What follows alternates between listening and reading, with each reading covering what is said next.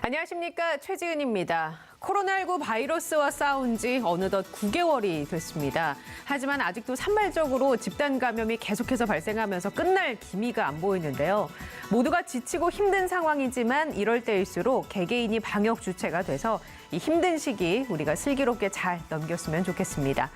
TBS 코로나19 오늘도 현재까지 들어온 속보 중심으로 살펴보죠. 시민의 방송 TBS는 평일 오전 10시 50분부터 11시 30분까지, 토요일은 오후 1시 50분부터 2시 30분까지 TV와 유튜브를 통해 코로나19 생방송을 진행하고 있습니다. 먼저 서울시에 나가 있는 취재기자 연결해서 확진자 집계 상황, 주요 대응책들 한번 살펴보죠. 김선환 기자 나가 있죠? 네, 서울시 중앙재난안전대책본부에 나와 있습니다. 네, 먼저 신규 확진자 상황부터 살펴보죠. 네, 오늘 코로나19 신규 확진자 수는 103명입니다. 이로써 국내 코로나19 누적 확진자 수는 26,146명이 됐다고 중앙방역대책본부가 밝혔습니다. 신규 확진자 수가 하루 만에 다시 세 자릿수로 올라서면서 100명 안팎의 등락이 반복되고 있는데요.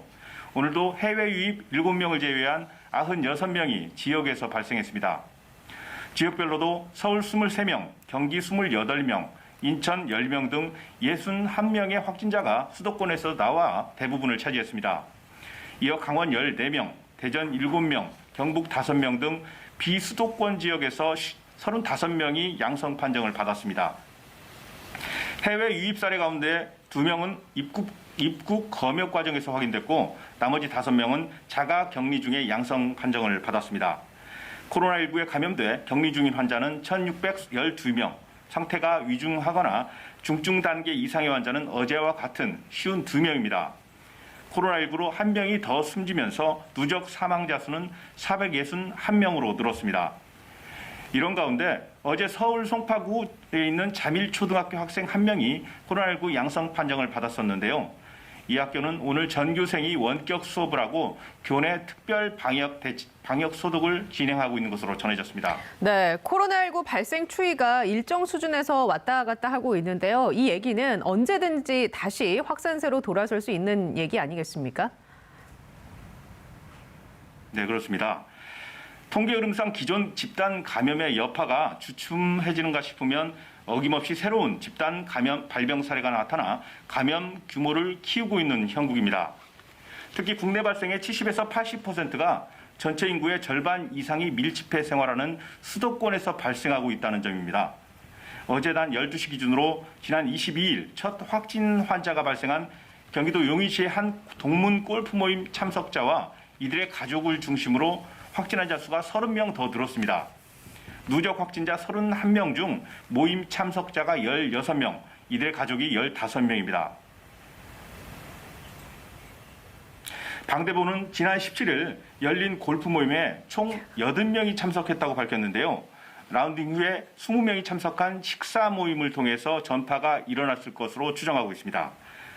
인천에서는 공단 소방서 산하 안전센터 2곳의 소방관 5명이 감염되는 일도 발생했습니다. 서울에서는 가족 모임을 고리로 한 집단 감염이 이어지고 있습니다. 지난 22일 첫 확진자가 발생한 영등포구 일가족 감염 사례는 지금까지 접촉자 13명이 추가 확진됐고 구로구 일가족과 관련해서도 하루 사이 2명이 더 코로나19 양성 판정을 받았습니다. 또 경기도에서는 광주 SRC 재활병원, 남양주시 행복회 요양원, 여주시 장애인 복지시설 라파엘의 집, 군포시 의료기관과 안양시 요양시설 등 요양병원과 재활병원 등에서도 안타까운 확진 사례가 끊이지 않고 있습니다. 집단 감염 그룹이 갈수록 다양화되고 있고 또 이게 인구의 절반 이상이 모여있는 수도권에 집중이 되는 상황이라서 일각에서는 우려하고 있는 가을, 겨울철 대유행이 현실화되는 거 아니냐라는 얘기를 하는데 이게 기후만은 아닐 것 같다는 생각이 드네요. 네, 그렇습니다. 당장 이번 주말도 문제입니다. 사흘 뒤가 할로윈데이인데요. 외국인들과 젊은 층의 축제인 할로윈데이는 이태원 상인들에게 그동안 대목으로 통해왔습니다. 그런데 지난 5월 이태원에서 시작된 집단 감염 악몽 기억하실 겁니다. 당시 전국에서 이태원 클럽을 찾았다가 돌아간 뒤 7차 감염으로까지 번지면서 277명의 확진자가 나왔었습니다. 헬로윈 데이를 전후로 이태원 곳곳에서 열리는 크고 작은 파티와 젊은 층의 클럽 방문이 증가할 경우에 새로운 감염 고리로 작용할 가능성도 배제할 수 없습니다. 방역당국은 모레 금요일 밤 10시부터 다음날 새벽 3시까지 이태원의 방역 실태를 집중 점검할 계획입니다. 이 밖에도 홍대, 강남역, 건대 입구, 교대역과 신촌역, 그리고 인천 부평과 부산 서면 일대 등 젊은 층이 많이 오는 전국의 주요 유흥 지역들에 대한 방역 수칙 이행 실태도 점검됩니다. 권준욱 중앙방역대책본부 부본부장은 헬로윈데이 모임 자제를 강력히 권고하면서 이번 다가오는 동절기만이라도 연말 연시 모임이나 종교 행사, 각종 이벤트성 모임을 최대한 소규모로 거리두기를 정확하게 지키면서 해달라고 당부했습니다. 그러면서 내년 중 예상되는 백신 접종을 앞두고 거리두기만으로 극복하는 마지막 겨울일 것이라는 호소도 있었습니다. 자, 이번에는 해외 상황 좀 살펴보겠습니다. 최근 미국과 유럽 등에서는 코로나19가 다시 빠르게 퍼지고 있는데요. 반면에 호주는 넉 달 만에 1일 신규 확진자가 제로, 0명을 기록해서 강력한 봉쇄 조치가 완화됐다면서요? 네, 그동안 세계에서 가장 강력한 봉쇄 조치를 시행한 나라 중 하나가 호주입니다. 그런데 호주 동남부 빅토리아주 정부가 넉 달 만에 1일 확진자 수가 제로를 기록해서요. 확산세가 대폭 진정되자 봉쇄령 완화를 발표했습니다. 외출 금지령이 시행된 지 111일 만입니다. 주민들이 자유롭게 외출할 수 있게 되고 식당과 카페 영업도 재개할 수 있게 됐는데요. 해외 주요 언론들은 호주와 더불어 한국, 홍콩, 싱가포르 등 동양 국가들이 서양 국가들에 비해 방역에 선방하고 있다고 꼽고 있습니다. 특히 CNN은 철저한 검사와 접촉자 추적, 그리고 사회적 거리두기를 잘 따르는 국민들 덕분에 신속한 대응이 가능하다고 보도하고 있습니다. 코로나19가 우리 사회 전반에 많은 변화를 주고 있지만 무엇보다도 경제에 가장 큰 피해를 입혔잖아요. 상황이 어려울수록 저소득층이나 취약계층이 더 타격을 받을 텐데요. 현재 고위 경제 관료가 이와 관련해서 SNS에 올린 글이 화제가 되고 있다면서요? 네, 당사자는 기획재정부 김용범 1차관입니다. 김 차관이 어제 페이스북에 올린 당심의 뼈아픈 대가라는 제목의 글인데요. 우선 골자부터 말씀드리면 국내 코로나19 재확산으로 가장 피해를 본 이들이 저소득, 취약계층이었다며 방역망 관리가 그만큼 중요하다는 중요성을 강조하고 나서는 겁니다. 앞서 한국은행이 발표한 올해 3분기 실질 GDP 성장률이 1.9%로 나왔었는데요. 1, 2분기 역성장의 터널에서 벗어나서 상승세로 반전한 겁니다. 김 차관은 이런 성적이 객관적으로 봐서 자랑해도 될 만한 성적이지만 그 어느 성적보다도 아쉬움이 크다고 말했습니다. 이유는 결과를 분석해보니 1.9% 성장이 아니라 2% 중반의 성장도 충분히 가능할 것이라는 분석이 나왔기 때문인데요. 결국 코로나19 재확산이 없었더라면 GDP 성장률이 0.5%포인트 더 가량 올랐을 것이고 이를 금액으로 환산하면 2조 원이 넘는다고 분석했습니다. 김 차관은 무엇보다도 지난 9월에 전월 대비 14만 개의 일자리가 줄어들고 일시 휴직자가 큰 폭으로 늘어난 점 등에 대해 아쉬움을 표했습니다. 그 피해를 임시 일용직 근로자와 소상공인 등 저소득 취약계층이 짊어졌다는 겁니다. 김 차관은 국민 개개인이 방역 주체로서 자발적으로 방역 지침을 준수하는 것이 내 이웃의 건강, 우리 경제의 가장 어려운 이들을 돕는 길이라면서 다음번 경제 성적표도 여기에 달려있다고 강조해 눈길을 끌었습니다. 네, 경제가 더 성장할 수 있었는데 못해서 아쉽다. 우리가 앞으로도 좀 뼈아프게 새겨봐야 할 대목인 것 같습니다. 끝으로 독감 백신 얘기 좀 나눠보겠습니다. 상온 노출, 백색 입자 논란에 이어서 최근 접종 뒤 사망하는 사례가 잇따르면서 많은 불안감들이 가시지는 않고 있는데 이에 박능호 보건복지부 장관이 어제 독감 예방접종을 맞았다면서요? 네, 올해 만 64살인 박 장관이 어제 오후 접종을 마쳤습니다. 그제부터 62세에서 69세 어르신들에게도 독감 무료 접종이 이루어지고 있는데요. 백신에 대한 불안감이 커지자 이를 조금이라도 잠재우기 위해서 직접 접종에 나선 것으로 보입니다. 접종 후에 예방접종 안전수칙에 따라서 20분간 의료기관에 머물면서 이상 반응 여부를 관찰하기도 했습니다. 박 장관과 함께 강도태 2차관, 이기일 보건의료 정책실장 등 복지부 당국자들도 독감 백신을 맞았습니다. 정은경 질병관리청장은 내일 독감 예방접종을 받을 예정입니다.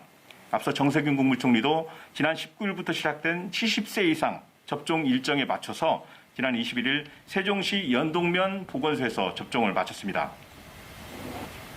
네, 김선환 기자와 함께 얘기 나눴습니다. 고생하셨습니다. 지금 시각이 11시 정각 40초 지났습니다. 중앙재난안전대책본부의 브리핑이 잠시 후에 있을 예정입니다. 현장에 준비되는 대로 저희가 바로 연결을 해보도록 하겠습니다. 계속해서 전문가 두 분과 함께 코로나 상황 자세하게 살펴보겠습니다. 백순영 가톨릭대 의대 명예교수 모셨습니다. 반갑습니다. 안녕하세요. 네, 그리고 강양구 과학전문기자와 함께합니다. 반갑습니다. 네, 안녕하십니까? 네, 오늘 신규 확진자가 103명이 나왔습니다. 다시 세 자릿수가 나왔는데요. 국내 발생이 96명, 해외 유입이 7명입니다. 교수님, 국내 발생 확진자가 줄어들 기미가 안 보이는 것 같아서 걱정입니다. 예, 줄어든다기보다 일단 안정적이라고 볼 수 있는 것이 12일 날 1단계로 완화한 이후로 계속 100명 전후로 네. 안정적으로 유지는 되고 있습니다만은 여러 가지 좀 우려스러울 만한 부분들도 많이 있죠.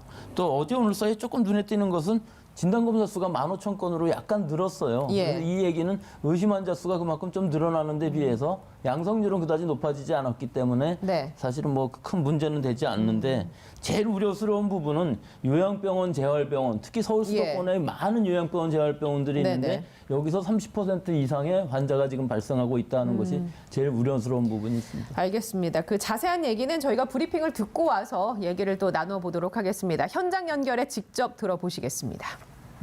강화할 계획입니다. 식품의약품안전처는 체험 이용자의 손소독, 사용 후 의료기기 소독 등 의료기기 무료 체험방에 대한 방역 지침을 마련하고 이에 대한 점검 계획을 수립하였습니다.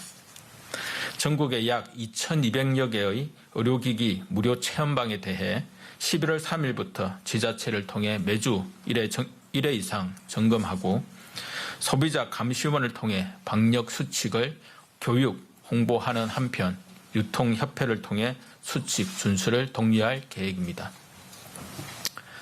다음으로 숙박, 여행, 외식 할인권 등 관광 지원 사업 재개 방안에 대해 말씀드리겠습니다. 정부는 사회적 거리두기 1단계 조정 이후 그간의 거리두기 강화로 피해가 컸던 업종을 지원하고 침체된 서민 경제를 회복하기 위해 지난 10월 22일부터 문화예술 분야의 소비 할인권 지원 사업을 재개한 바 있습니다. 그동안 철저한 방역 관리를 기반으로 큰 문제 없이 전시, 공연, 영화, 체육 분야에서 소비 할인권이 사용되고 있습니다. 오늘부터는 그간 보류되었던 숙박, 여행, 외식 분야의 소비 할인권 지원 사업을 철저한 방역을 기반으로 해서 조심스럽게 재개하고자 합니다. 이는 현재까지 대규모 확산이 억제되고 있으며 확충된 방역과 의료 역량을 통해 큰 문제 없이 대응하고 있는 점 등을 종합적으로 고려하여 결정한 것입니다. 한편 문화체육관광부를 중심으로 지자체, 관계기관과 함께 안전을 최우선으로 하는 관광 정책을 추진해 나가겠습니다. 가을 여행 주간은 취소하고 안전여행 캠페인을 전개하며 특정 관광지로 여행 수요가 쏠리지 않도록 오늘부터 여행 예보 서비스를 제공합니다. 특히 10월 30일부터 11월 22일까지를 관광지 특별 방역 점검 기간으로 정하고 주요 관광지에 2,200여 명의 인력을 배치하여 지자체, 지역관광협회와 함께 현장 점검을 실시합니다. 이를 통해 수칙들이 철저히 지켜지도록 방역 관리를 강화하고 숙소, 관광시설, 식당 등 각 시설별 방역 수칙을 적극적으로 안내할 계획입니다.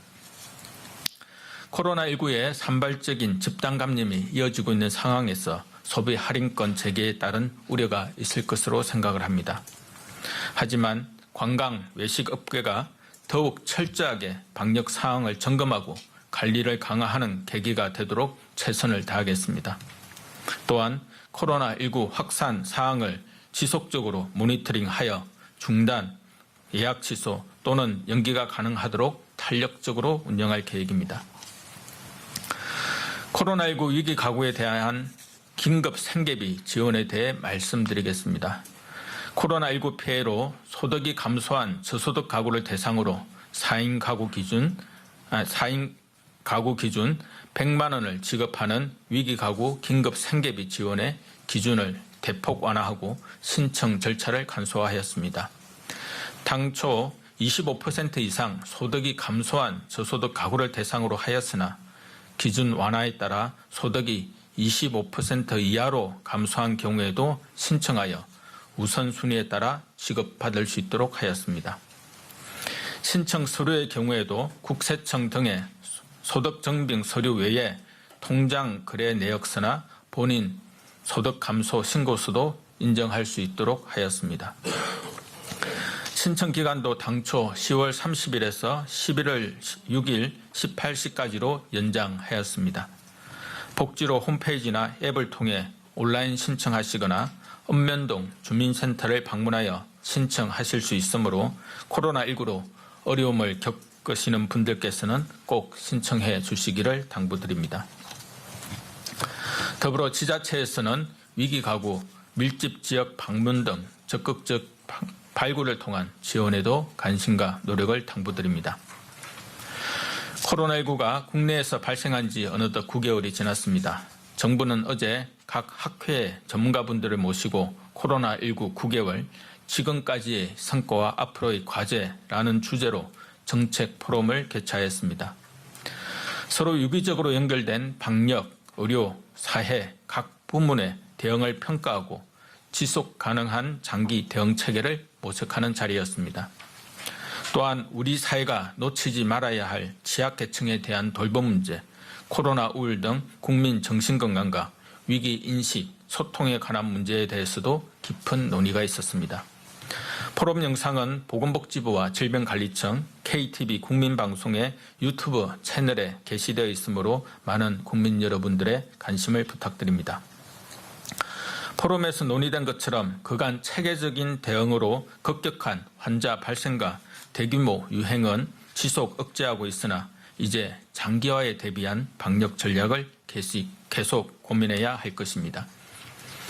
방역과 일상에 공존하기 위해서는 방역과 의료 체계의 역량을 높일 수 있도록 선제적인 투자가 이루어져야 합니다.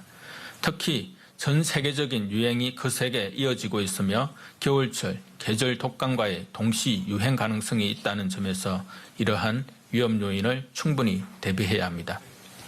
사회적 거리두기 또한 지속 가능성과 사회적 수용성을 고려하여 재정비할 예정입니다. 백신과 치료제 개발 전까지는 불가피하게 코로나19와 공존할 수밖에 없다는 점에서 완전한 종식보다는 관리 가능한 수준에서 안정적인 억제를 하는 것이 중요합니다. 거리두기의 기준은 그간 확충된 방역과 의료 역량을 고려하여 현실화하고 전국적 조치보다는 권역별로 강화된 대응이 이루어지도록 해야 할 것입니다. 또 획일적인 폐쇄나 강제적 조치보다는 시설별 위험도에 따른 정밀한 조치, 자발적 참여의 유도가 이루어져야 할 것이며 이에 따른 책임성도 함께 강조되어야 합니다. 정부는 이러한 고민을 바탕으로 사회적 거리두기의 기준과 내용의 개편을 준비하고 있으며 이번 주말 발표할 예정입니다. 이번 주말 헬로윈데이로 도심 주요 지역이나 클럽 등 유흥시설에 젊은층 인파가 쏠릴 가능성이 높습니다. 밀폐된 공간에 많은 사람이 운집하여 밀접한 접촉이 발생할 수밖에 없는 환경인 만큼 감염 확산의 위험성이 무척 큰 상황입니다. 가급적 그날 모임은 자제하여 주시기를 당부드립니다.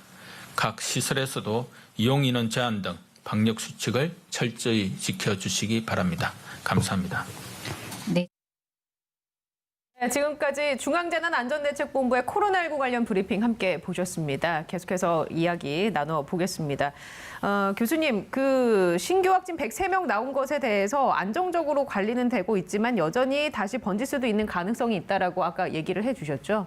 그러니까 우선 예. 방역의 최우선 과제가 되어야 될 것이 이 방역에 취약한 이런 요양병원, 재활병원 여기가 최우선 과제가 되어야만 네. 하지만 또 사실 여기서부터 시작하는 N차 감염도 지금 무시할 수 없고 또 오늘 같은 경우는 비수도권에 있어서의 예. 여러 가지 가족 모임, 뭐 또 골프 모임 같은 네네. 이 산발적인 집단 발생이 계속 이어지고 있기 때문에 언제 어디서든지 지금 집단 발생이 또 대규모로 발생할 수도 있는 상황인데다가 지금 겨울로 들어가는 초입이기 때문에 네. 바이러스는 더 강력해지는데 우리 몸들은 더 면역력이 떨어지는 상황이고 또 실내로 들어가기가 쉬운 상황이기 때문에 지금 이 겨울 얼마나 잘 보내는지 이것이 제일 중요한 뭐 마지막 겨울이라고는 말씀을 하셨는데 사실은 내년 겨울이라고 해도 안심할 만한 상황은 아닐 수도 있기 때문에 예. 올 겨울을 일단 잘 지내야 우리가 네. 백신을 맞을 때에도 안전성 있고 효과 있는 백신을 접종할 수 있을 것이고 내년 겨울도 안심하게 지낼 수 있기 때문에 예. 특히 올 겨울 지금 할로윈 대위 이후에도 뭐 여러 가지 연말 모임이라든지 그걸 가급적 좀 자제하시고 잘 지내시면은 내년에도 좀 이 통제된 방역이 가능해 되겠지만 예. 지금 상황으로 봐서는 꼭 안심할 만한 상황은 아니라고 보겠습니다. 내년 겨울까지도 안심할 수 없다고 하시니까 갑자기 가슴이 철렁 내려앉네요. 이제 이게 좀 빨리 끝났으면 좋겠는데. 대전의 한 어린이집에서 집단 감염이 나왔습니다. 교사가 확진 판정을 받은 건데 아직 이 교사의 감염 경로가 밝혀지지가 않았다고 하더라고요. 네, 그렇습니다. 그러니까 학부모 중에서 학부모 중에서 감염자가 있어서 원생을 통해서 교사한테 감염이 되었는지 네. 아니면 이 교사를 통해서 바이러스가 어린이집으로 유입되었는지는 역학조사 결과가 나와봐야 아는 상황입니다. 그러니까 교사가 처음으로 확진을 받았다고 그래서 그 교사에서부터 바이러스가 퍼졌다라고 생각할 필요는 없어 보이는데요. 근데 문제는 무엇이냐면 대체로 지금 어린이 감염의 양상을 보면 어린이집 같은 경우에는 교사가 바이러스를 옮겨와서 어린이들한테 전파할 가능성이 높고 그리고 가정에서는 부모들이 아이들한테 예. 전파할 가능성이 굉장히 높습니다. 근데 이제 어린이집 같은 경우에는 특히 문제가 되는 게 무엇이냐면 지금 식품의약품안전처를 비롯한 방역당국에서도 어린이들 같은 경우에는 마스크 착용을 의무화하지 않고 있거든요. 그러게요. 이건 왜 그런 겁니까? 왜냐하면은 어린이들 같은 경우에는 마스크를 착용해서 얻는 이득보다 마스크를 벗고 그냥 일상생활을 했을 때 얻는 건강 이득이 훨씬 더 크기 때문입니다. 왜냐하면 마스크를 착용했을 때 바이러스 전파를 막아줄 수는 있기는 합니다만은 예. 그 마스크 착용으로 인해서 호흡곤란 같은 일이 생겼을 때 네. 그 아이가 미칠 여러 가지 위험들이 있기 때문에 본인이 대처하는 능력도 떨어지고요. 떨어지고요. 그리고 예. 거기에다가 아이들은 아무래도 마스크를 착용하는 것 자체가 사실은 어렵지 않겠습니까? 예. 굉장히 어린 아이들 같은 경우에는 그렇기 그렇죠. 때문에 이 마스크 착용의 효과와 위험성을 놓고 봤을 때 위험성이 더 크기 때문에 굳이 강제를 하지 않고 있는 것입니다. 그러면 일단 뭐 요새는 어린이집이라고 해도 24개월 미만의 영아들도 많이 다니고 있는데 그런 아이들은 마스크를 쓰는 게 쉽지 않을 거고 그리고 만약에라도 이렇게 아이들 중에서 확진 판정이 나왔어요. 그러면 어린아이들 같은 경우는 어떻게 치료가 진행이 되나요? 예, 뭐 치료라고 그럴 건 별로 없는 것이 지금 예. 여러 가지 상황들을 보면은 어린아이들은 증상이 굉장히 가볍고 실제로 한 2주일 지나면서 뭐 한 열흘 정도만 지나도 다 격리 해제가 되는 상황이기 때문에 큰 문제는 네. 아닌데 문제는 2세 이하 정도 아이들 되면 보호자가 있어야만 되기 때문에 예. 이 보호자에 또 감염이 일어날 수 있는 가능성이 굉장히 높기 때문에 예. 얼마나 아이를 돌보면서도 엄마 아빠가 감염되지 않는 것이 네. 가능할 수 있느냐 하는 것이 굉장히 중요할 수가 있겠죠. 그래서 이 자가격리 수칙이라는 것들이 있습니다. 뭐 예. 화장실 따로 쓰고 침실 따로 쓰고 그러는데 애기랑 그렇게 할 수가 없는 그렇죠. 상황이기 때문에 네. 이 부분에 있어서 굉장히 많이 신경을 써야 되고 뭐 결국은 가족 내의 감염이라는 것은 일어날 수밖에 없는 상황이긴 하지만 일단 확진자가 나왔다는 상황은 엄청나게 심각하게 위생적으로 잘하지 않으면 결국은 예. 엄마는 감염될 수밖에 없는 이런 상황이 좀 안타까울 수 있죠. 그러니까 이제 사실은 불가능한 일이죠. 왜냐하면 24개월 미만의 아이가 코로나19 바이러스에 감염이 되었는데 누군가는 밀착해서 보살펴야 그렇죠. 되잖아요. 근데 이제 보살피는 사람은 엄마나 아빠가 될 가능성이 네. 굉장히 큰데 그러면 그 엄마나 아빠도 어떤 식으로든지 간에 감염이 될 어른과 수 있고. 어른 사이의 전파보다는 감염 가능성이 좀 떨어지긴 합니다만은 그래도 감염 가능성이 높아지고 그러면은 결국에는 부모와 아이가 같이 격리되어 가지고 생활치료센터나 혹은 정해진 곳에서 예. 이제 치료를 경과를 지켜보는 수밖에 네. 없습니다. 근데 다행히 이제 방금 백 교수님께서 말씀하신 것처럼 어린이들 같은 경우에는 가볍게 앓고 지나가는 경우가 많고 24개월 미만의 영아를 아이로든 부모들 같은 경우에도 나이가 적을 가능성이 크잖아요. 예. 젊을 가능성이 크기 때문에 상대적으로 코로나19 바이러스에 감염되더라도 중증이나 경증. 위중으로 예. 이어질 가능성은 적기 때문에 그나마 다행스러운 일이라고 그럴 생각합니다. 수도 있는데 또 뭐 생각해 보면 뭐 예를 들어서 한부모 가정이라든지 아니면 뭐 뭐랄까요? 할머니 할아버지와 함께 사는 아이들이라든지 이런 사각지대는 조금 있을 수는 있겠다. 네, 당연히 그런 사각지대는 예. 있을 수 있고요. 그런 경우에 대해서는 어떤 식으로든지 간에 방역 당국이 피해가 최소화될 수 있도록 여러 가지 적절한 보완책 같은 것들을 마련해야 되지 않나 하는 생각이 들고요. 이참에 이어가지고 말씀을 드려보면은 그렇다면은 학교나 혹은 어린이집에서 발생할 수 있는 이런 집단 감염을 어떻게 선제적으로 막을 수 있을 예. 것인가에 대한 고민이 되어야 될 것 같은데요. 저는 좀 방역 당국에서 위드 코로나를 이야기를 하면 위드 코로나 맞춘 선제적인 방역 조치들이 있어야 된다라고 생각하는데요. 예를 들면요. 이런 것들 같은 경우에는 저는 어린이집 교사들이나 학교 초등학교 교사들 같은 경우는 정기적인 풀림 검사 필요하다라고 생각합니다. 집단에서 이제 검사하는 거예요. 네, 미리. 그렇습니다. 그러니까 확진 환자가 나오면 네. 그때부터 찾지를 말고 이렇게 권역별로 혹은 지역별로 이렇게 날짜를 정한 다음에 정기적으로 뭐 네. 10명이나 20명 정도의 어린이집 교사라든지 혹은 초등학교 교사들의 검체를 묶어서 검사를 한 다음에 혹시 양성이 발생을 하면 그 분들을 좀 세부적으로 추적해 들어가는 게 가능하잖아요. 이런 식으로 해서 정기적으로 좀 이렇게 확진자가 나오는 것들을 모니터링하는 시스템이 좀 마련이 돼야 되지 않을까 싶습니다. 우리도 직장 입사하기 전에 몸 신체 검사하잖아요. 네. 그런 것처럼 약간 이제 직장에서 고위험군에 근무하는 분들은 좀 주기적으로 했으면 좋겠다라고 네. 얘기해 주시는 거죠. 이 의견에 대해서 공감하십니까? 예, 물론 그렇습니다. 이거 제일 중요한 부분이 지금 취약 시설들, 요양병원, 요양시설의 종사자인 경우에 있어서는 주기적으로 하는 것이 중요하지 전수조사를 하는 게 중요하지는 네. 않습니다. 전국적으로 전수조사를 해봐야 2, 3일 후면은 또 결과가 또 바뀔 수 결과가 또 있- 바뀔 네. 수가 있기 때문에 얼마나 주기적으로 이 사람들을 잘 할 수 있느냐. 즉 환자들인 경우에는 입원할 때 전수 검사를 하면 사실 여행 가능성은 굉장히 낮아지는데 네.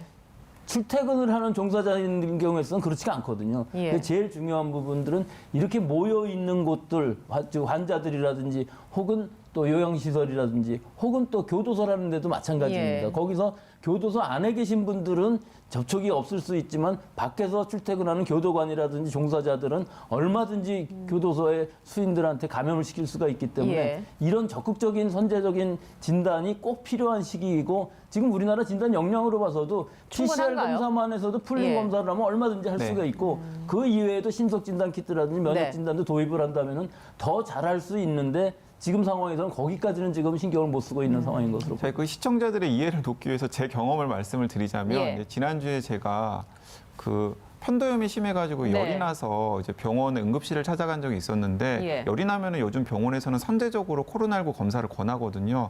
그래서 코로나19 검사를 해서 음성 판정을 받았습니다. 예. 하지만은 지금 제가 안전하느냐? 그건 그것도- 제가 자신할 수 없는 일이거든요. 갑자기 무서워지네요.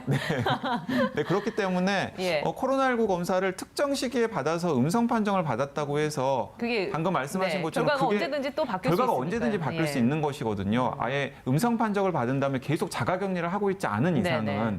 계속해서 접촉을 예. 하게 되면은 또 자기가 모르는 사이에 바이러스에 감염될 가능성이 네. 있기 때문에 이렇게 주기적인 예. 검사가 좀 필요해 보입니다. 두 분의 의견은 고위험군의 집단에 종사하시는 분들은 좀 주기적으로 검사를 할 필요가 있다. 예, 제가 한 가지만 더 말씀드릴 네. 부분이 있는데 지금 올 겨울에 예. 고령자거나 기저질환이 있으신 분들이 만약에 열이 난다든지 호흡기 감염 증상이 나타났을 때에는 꼭 선별진단소 가서 먼저 음성 진단 판단을 받으셔야만 사실은 증상이 악화됐을 때 병원에 갈 수 있지. 예. 이 음성 진단서가 없으면은 악화되면서 진단받고 결과 나올 때까지 시간 동안에 돌아가시는 분이 생길 네, 수가 네. 있어요. 그래서 특히 나이 드신 분들, 기저질환이 있으시고 혹은 뭐 이식 수술을 받았다든지 예. 면역력이 떨어지신 분들은 먼저 선별진료소부터 가서 진단 검사를 음성 받고 검사를 받아놓고서 그다음에 치료를 치료를 봐야 받으셔야 한다. 안전할 예. 수 있다는 것을 올 겨울에 유의사항으로 말씀드리고 싶습니다. 예, 알겠습니다.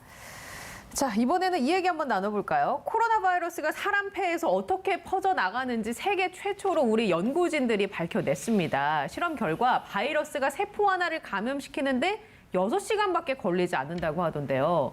이거는 과학적으로 보면 어떻습니까? 다른 바이러스에 비해서 감염 속도가 빠르다고 봐야 되나요?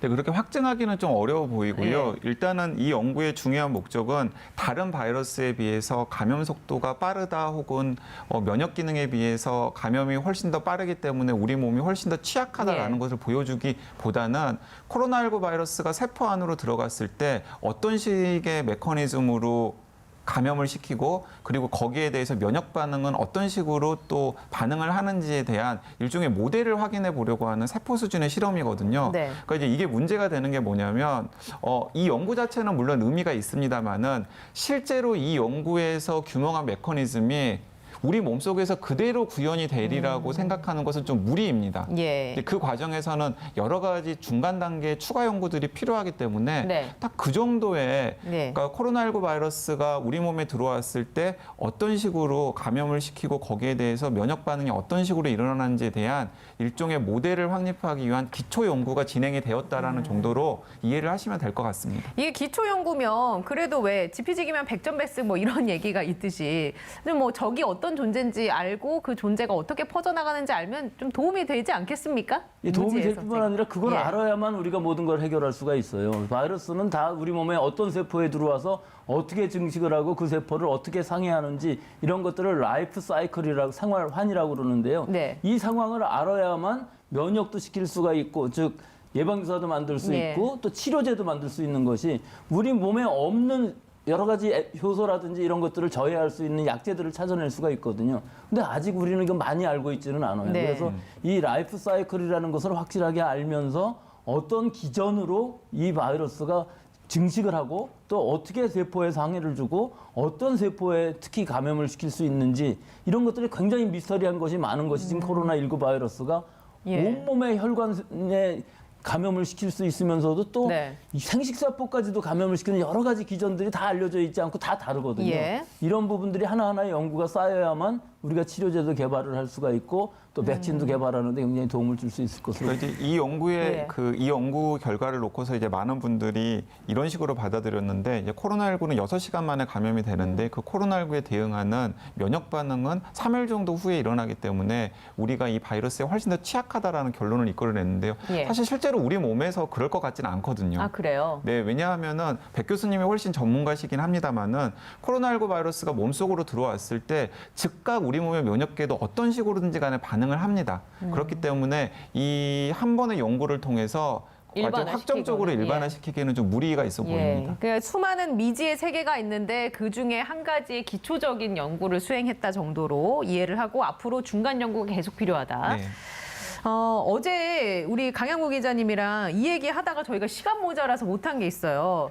다른 나라 사망자 수와 관련해서 유의 깊게 봐야 하는 부분이 있다고 말씀해 주셨는데 이게 어떤 얘기인지 좀 자세하게 풀어주실까요? 네, 이제 어제 제가 했던 얘기를 약간 더 복귀하면서 네. 제가 말씀을 드리자면은 지금 세계의 상황이 굉장히 심상치가 않은데요. 예를 들어서 미국 같은 경우에는 하루 신규 확진 환자가 8만 명을 넘어섰습니다. 그리고 많은 미국의 방역 전문가들이 10만 명이 넘어설 가능성이 있다라고 예. 굉장히 의무란 예언을 하고 있는데요. 근데 이제 미국 같은 경우에는 인구가 3억 명이 넘기 때문에 우리나라로서는 약간 좀 8만 명, 10만 명 하더라도 워낙에 큰 나라의 인구도 많으니까라고 생각을 할 수 있겠죠.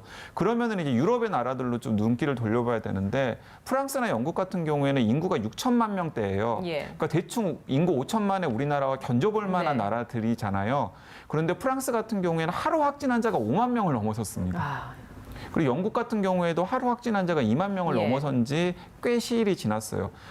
자, 우리나라 같은 정도의 인구 규모에서 하루 확진 환자가 5만 명 이상이 발생을 하고 2만 명 이상이 발생한다라는 거 좀 상상하기가 어렵잖아요. 네네. 근데 이제 그런 일이 지금 유럽에 나라에서 일어나고 영국이나 있다. 프랑스에서 벌어지고 있는데 문제는 뭐냐면 몇 개월 전까지만 하더라도 그러니까 초가을까지만 하더라도 유럽에서 신규 확진 환자 숫자가 계속해서 늘어나고 있지만은 사망률이 늘어나는 추이는 조금 주춤했습니다. 예. 그래서 많은 사람들이 2차 유행 때는 확진 환자 숫자는 늘어나지만은 사망자는 늘어나지 않기 네. 때문에 1차 유행 때보다는 훨씬 더 낫지 않을까라고 생각을 했었는데 웬걸 확진 환자 숫자가 늘어나는 추이보다 시간차를 두고서 사망자 숫자도 지금 계속해서 늘어나고 있습니다. 그러니까 영국이 대표적인 경우인데요.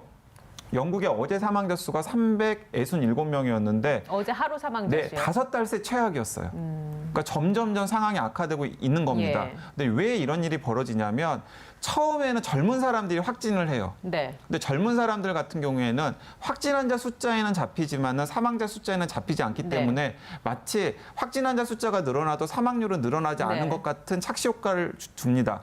그런데 젊은 사람들을 통해서 그 사회의 바이러스 밀도가 높아지면 자연 당연히 어쩔 수 없이 취약한 고령자들을 건드릴 수밖에 없거든요. 바이러스가. 그러면 고령자에게 바이러스가 감염이 되면은 시간차를 두고서 위중 환자나 중증 환자가 생기고 위중 환자, 중증 환자가 많이 생기면은 결국에는 그 나라의 의료 체계가 감당할 수 없을 정도의 한계를 넘어서면은 속수무책으로 당하다가 사망자 수가 늘어나는 일이 생기는데 지금 프랑스나 영국에서 그런 일들이 생기고 있는 것으로 보입니다. 네. 그렇기 때문에 프랑스, 영국 그리고 지금 확진 환자 수가 8만 명 거의 10만 미국. 명에 육박할 수 있는 미국 이런 나라들이 예. 굉장히 힘든 겨울을 보낼 가능성이 지금 높다. 추세대로는 높다라고 생각할 수 있는 것이죠. 그러니까 우리나라 같은 예. 경우에도 관리를 잘 하지 않으면 충분히 이런 일이 생길 수 있기 때문에 예. 많은 방역 전문가들이 적정 수준 이상으로 확진 환자 숫자가 늘어나는 걸 주의해야 된다라고 경고의 목소리를 날리고 있는 것입니다. 아, 참 상황이 심상치 않은데요. WHO도 유럽이 코로나 방역에 뒤처져 있다라고 꼬집었어요. 교수님이 보시기에 우리나라 국가 혹은 아시아 국가들이 유럽이나 일부 국가보다 방역을 좀 잘하는 데 이유가 있을까요? 예, 그건 분명히 잘하는 것인데요. 예. 우리나라는 아주 비교가 되지 않습니다. 오늘도 제가 말씀드린 것처럼 뭐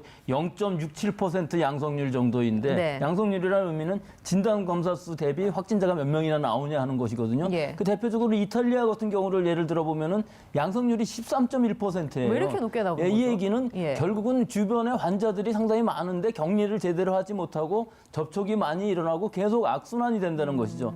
초기에는 방역이라고 하면서 봉쇄를 했었는데 예. 그 봉쇄, 외출 금지령조차도 잘 되지가 않았었어요. 근데 네. 지금 봉쇄도 할 수 없는 상황이다 보니까 젊은이들에 의한 무증상 감염이 굉장히 넓게 퍼져 있는 데다가 이것이 N차 감염의 고리가 끊어지지 않아서 이와 같은 상황이 일어나는 것이거든요. 예. 그래서 지금 현재로 봐서는 유럽이라든지 미국 같은 경우는 방역에 의해서 통제가 불가능하다고 생각이 들고 미국은 아마 이미 선언을 한 것 같아요. 우리가 통제를 할 수가 없기 때문에 치료제라든지 예방 백신을 만드는 것에 더 우선을 하겠다 하는 이유들이 예. 너무나 많이 벌어져 버려서 이제는 걷잡을 수 없는 상황이 됐다.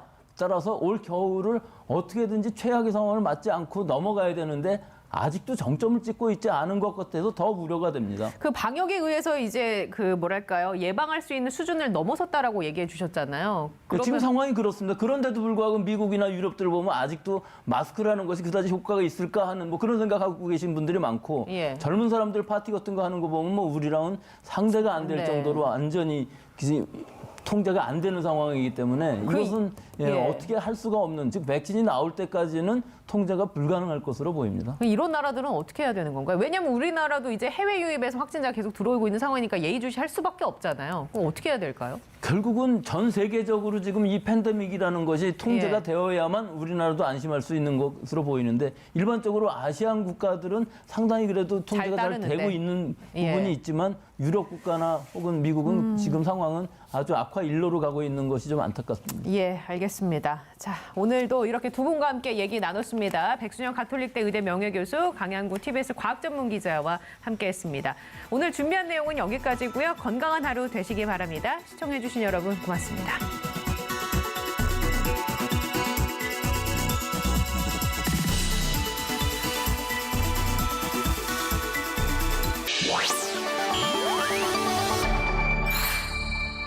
TBS